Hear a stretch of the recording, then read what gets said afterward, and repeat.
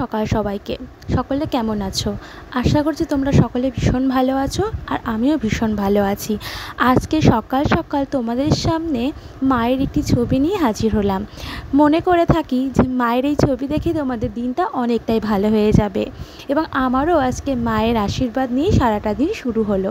মায়ের ছবি নিয়ে শুরু হলো তোমাদের সামনে করা কিছু গল্প আর কিছু কথা। মাকে নিয়ে কিছু কথা যদি কখনো আমার কোনো ভুল হয়ে থাকে আমাকে ক্ষমা করে দেবেন। তো শুরু করি আজকে মাকে নিয়ে কিছু কথা।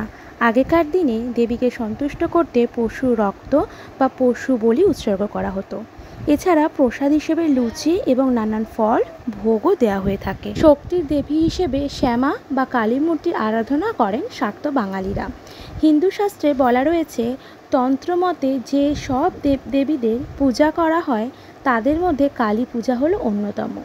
বলা হয়, যারা সাধনা করে সিদ্ধি লাভ করতে চান তারা তন্ত্র মন্ত্র ক্ষমতায় বিশ্বাসী। আরাধ্য দেবী কালীর উগ্র ও ভয়ঙ্কর সৃষ্টির পেছনে আছে পৌরাণিক কারণ।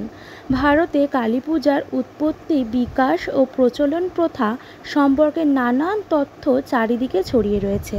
সেই সকল তথ্য কোনটা সত্য আর কোনটা মিথ্যা তা কিন্তু বলা খুবই মুশকিল। অতীত ঘাটলে তার উৎপত্তি সম্পর্কে নানান তথ্য আমরা পেয়ে থাকি।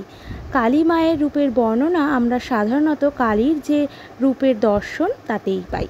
তিনি চতুর্ভুজা, অর্থাৎ তার 4টে হাতযুক্ত মূর্তি।